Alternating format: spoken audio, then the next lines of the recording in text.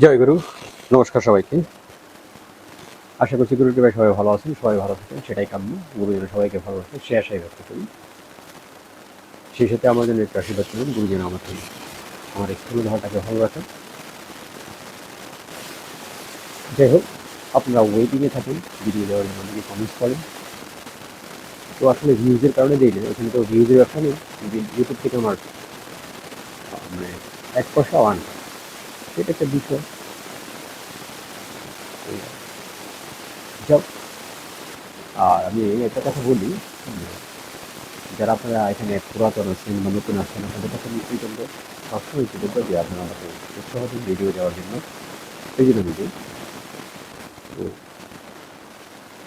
আমার live class চলো এমন, যেখানে সরদাই বিজ্ঞান, মানে দম সাধনা, চক্র সাধনা, যন্ত্রতন্ত্র, হায়ার মেডিটেশন, যেখানে ত্রিবিদ্যা ক্রিয়াযোগ সহকারে শেখানো হয়। তো যারা এই লাইভ ক্লাস করতে চান, ডিসক্রিপশনে নাম্বার দেওয়া আছে, ফেসবুক পেজের লিঙ্ক দেওয়া আছে, আপনারা যোগাযোগ করে নেবেন আমার সাথে।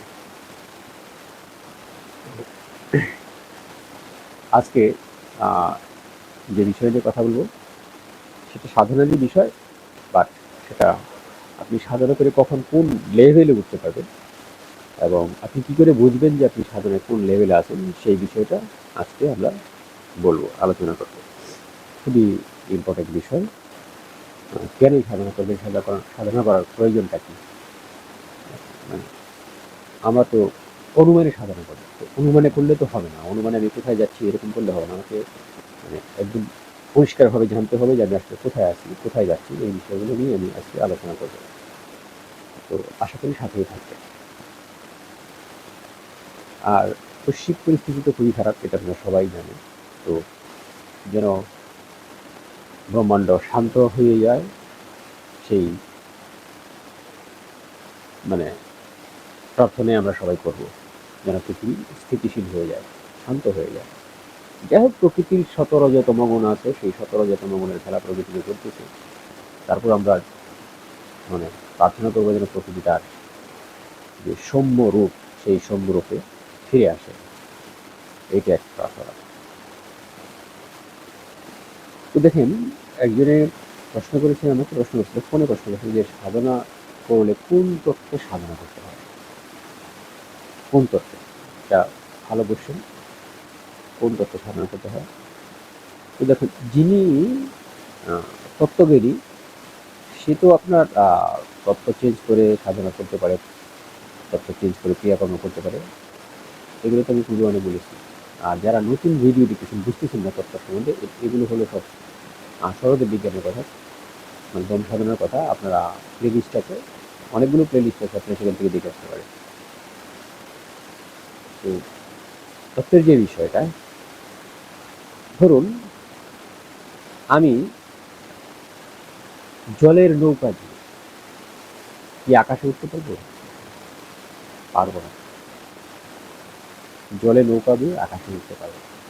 মানে তাহলে যদি আমি জলপথ বেছে নিই, তাহলে জলপথের যে দূরত্ব, জলপথ যতটুকু যায়, ঠিক আছে, ততটুকু পর্যন্ত কিন্তু আমি যেতে পারবো।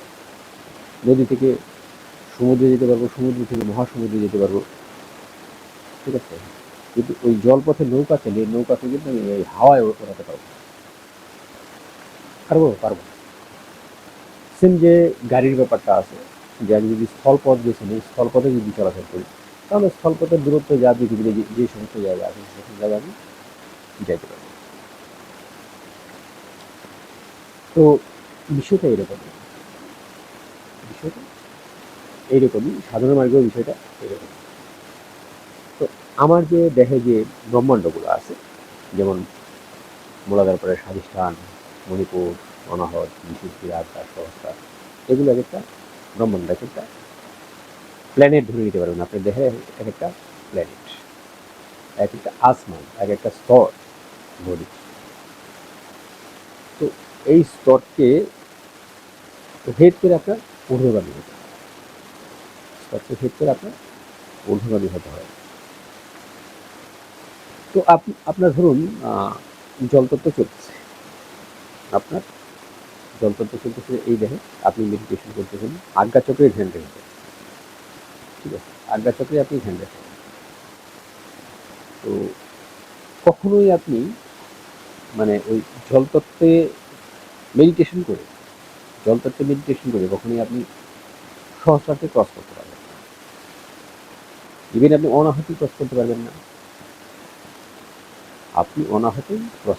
দেখেন, সাধুরা সবসময় বলে যে সুষুম্ন মার্গে ধ্যান, মানে ধ্যান করার জন্য সুষুম্ন মার্গে ধ্যান করো। কেন? এটা কেন বলে? অন্য মার্গে কিন্তু বলে না।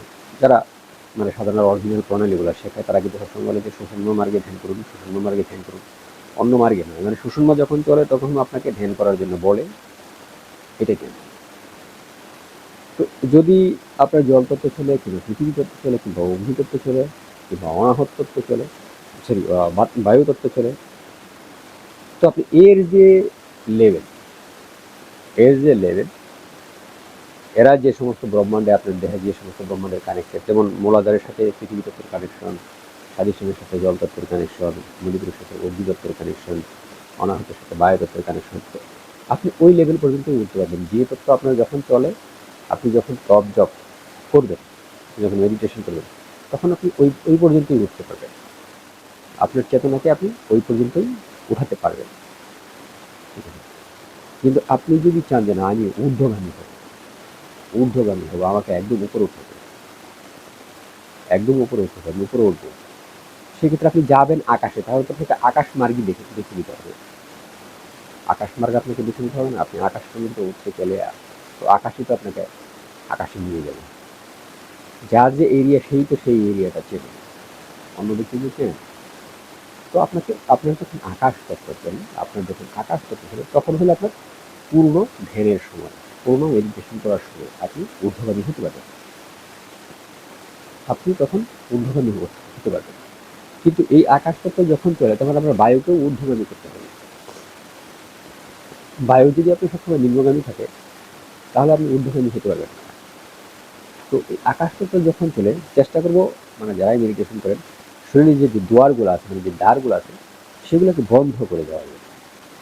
যদি সেগুলোকে আপনি বন্ধ করতে পারেন, অ্যাটলিস্ট মূলাধারকে যদি অপান বায়ু মানে যেখানে আমাদের বের হয়, ঠিক আছে, অপান বায়ু আমাদের যেখান থেকে বের হয়, নির্গত হয়, নিম্নগামী থাকে, সেই দ্বারটাকে যদি আপনি বন্ধ করে দেন, তাহলে আপনি খুব দ্রুত ঊর্ধ্বগামী হতে পারবেন, খুবই দ্রুত। আকাশ পর্যন্ত উঠতে গেলে আপনাকে আকাশ তত্ত্ব চালিয়ে উঠতে হবে। মানে যখনই